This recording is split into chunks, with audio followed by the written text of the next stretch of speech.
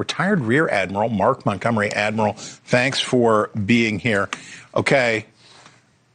We have submarines under the polar ice cap. Who has submarines under the polar ice cap? Should I be worried that China has submarines under the polar ice cap?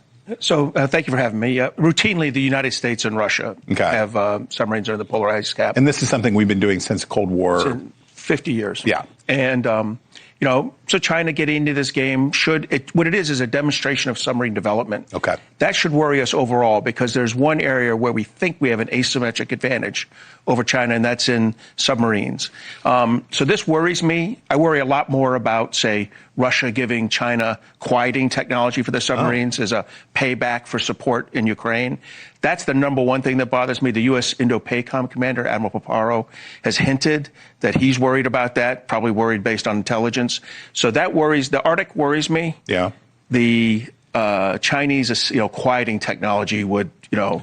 And this is the hunt for Red October kind of stuff where they could park their missile boats near the United States and we wouldn't be able to detect them as easily. Or they could approach our submarines in a pre-combat situation. So when the war starts, they could immediately begin shooting, our submarines, our aircraft carriers, our surface ships. I don't want to be a bummer around New Year's Eve, but how big is the Chinese nuclear arsenal compared to ours? Talk about that. So ours and the Russians is in balance because of now expired treaty agreements. Right. But and the Chinese one was much smaller, but they have grown significantly. In fact, the last 2 years worth of Chinese military power reports, a report just put out by the Pentagon last week, point directly to the growth in the Chinese nuclear capability, their nuclear weapons capability as their number one growth area over the last 2 years. And so they're growing fast. They look like they have no intention of doing any kind of arms limitations with us and the Russians. So what do? We get better sub-hunters? How do we respond? Continue to invest in our own submarine program where we are world class. Yeah. We're struggling to build them. So continue to make that investment so we have more and more of our own what are called Virginia-class attack submarines. And then obviously continue to work on our anti-submarine capability, our ability to hunt Chinese submarines using destroyers, aircraft, and other submarines. Okay, the last piece here.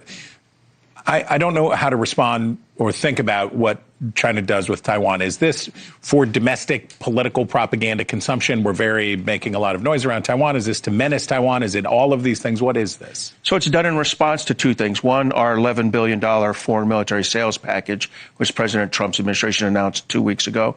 And 3 weeks ago, the Japanese prime minister very publicly said, a threat to Taiwan is an existential threat to Japan.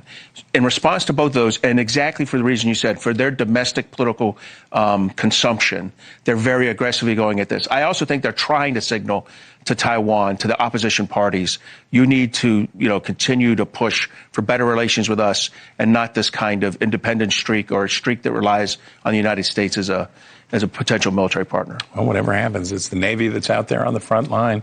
Admiral, we thank you for your time. Happy New Year. Thanks for coming in. Thank you. We appreciate you. Be well, be well. Okay.